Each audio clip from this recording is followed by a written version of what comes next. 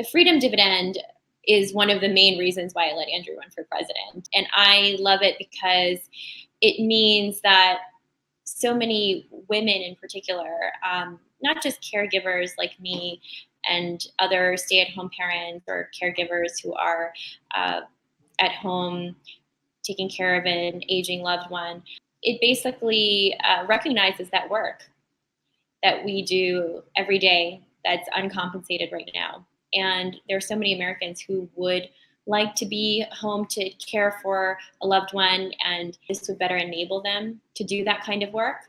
I love the Freedom Dividend for what it would mean for poverty. And eradicating poverty is something that we can do. I strongly believe that it's a moral obligation that we have as a country to eradicate poverty. And I think we've all become way too comfortable with homeless women and children, hungry children, veterans who are trapped on our streets. This is a crisis, and we have the means. We're one of the richest societies in the history of the world. And we absolutely have the means to take care of all our citizens, and we should be prioritizing that. I also need to speak to women who are trapped in abusive situations and they don't have the financial independence to walk away from dangerous and abusive situations, oftentimes with their children. And in those cases, this could be a matter of life and death. And so I think so much of the freedom that $1,000 a month could afford people like that, some of the most vulnerable and marginalized people in our society. And I don't want to forget about them. And I feel like Andrew is the only one speaking to them in a meaningful way. Yeah, that makes a lot of sense. I mean, we often talk about the displaced manufacturing workers and retail workers and clerical workers and call center workers, and we should, because they will need a soft landing with the changes that are coming. But what you're talking about is, it's not a technology problem. It's a problem that somehow society has just kind of looked the other way for generations. Right. And you buy into this myth that, there's nothing we can do for them. Mm-hmm. It's the reason why you feel so guilty when you pass someone on the street and there's nothing you can do but give them, a few dollars. In your heart that we should be doing so much more for them, but you don't know what it is. And then when I learned about universal basic income and how this is something that Martin Luther King was championing when he was still alive, and that this is something that we as a country embraced, over 1,000 economists embraced just a few decades ago. Yeah. What happened to us as a society that now we think it's a pipe dream, that the market has overtaken our collective consciousness to this point where we think it's okay, to just let people suffer like that. It's really not okay, especially when there's a solution. And I feel so privileged to be able to be out there and spreading that message. I have said on the trail that I don't really care about automation. I'm sorry. I mean, I get it. I know it's happening. You have to be blind not to see it happening around you.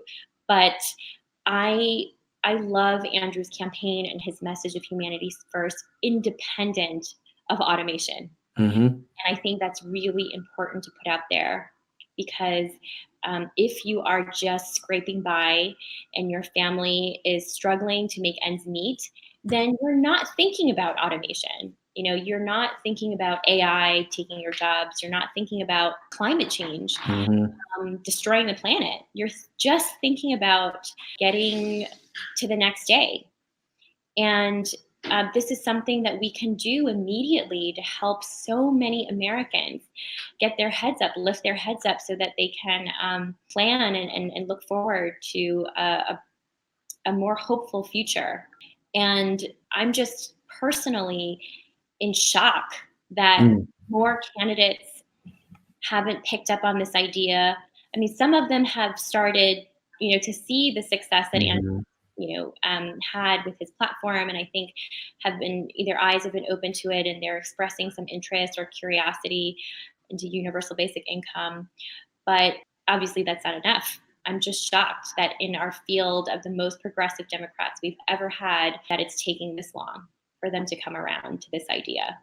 Most of them, all of them, politicians in general, seem to all take this very top-down approach to solving problems. Mm-hmm. And sure, you need laws, you need regulations, you need policies, but we all know that one, they don't always work out as you intended, and two, they take a long time to enact and go into effect.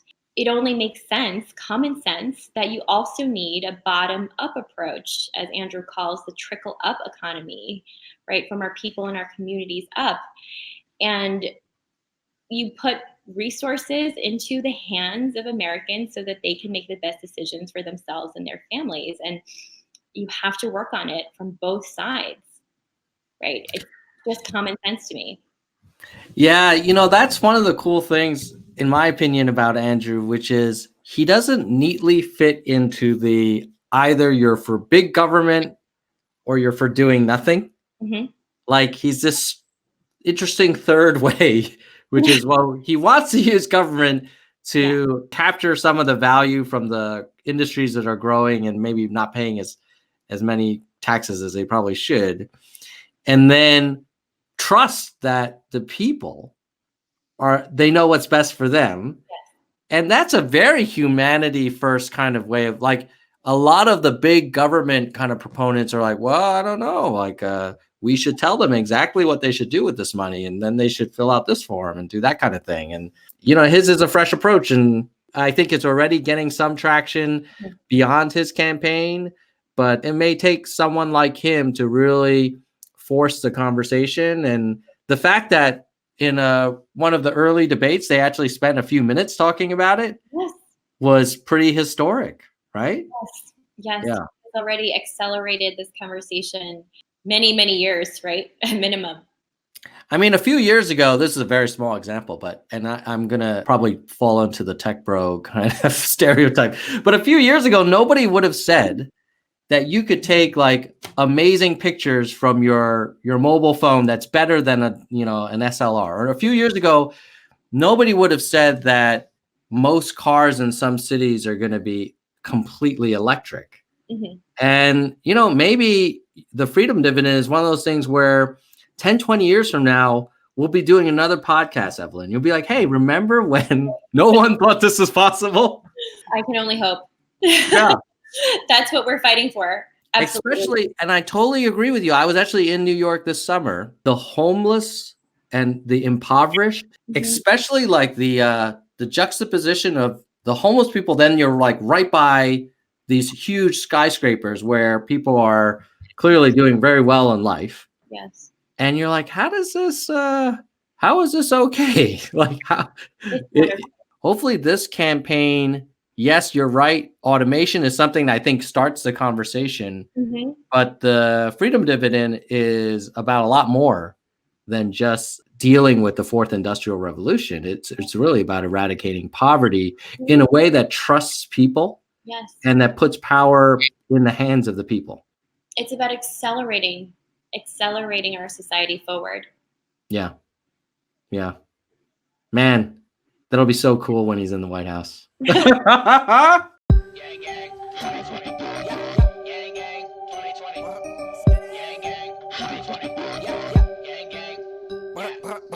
Yang Gang 2020. Yang Gang 2020. Yang Gang 2020. Yang Gang. Yeah. Yang Gang 2020. Yang Gang 2020. Yang Gang 2020. Yang Gang. Yeah. I want 1,000 a month, 1,000 a month. I want 1,000 a month, 1,000 a month. Let's get this bread. Freedom Dividend.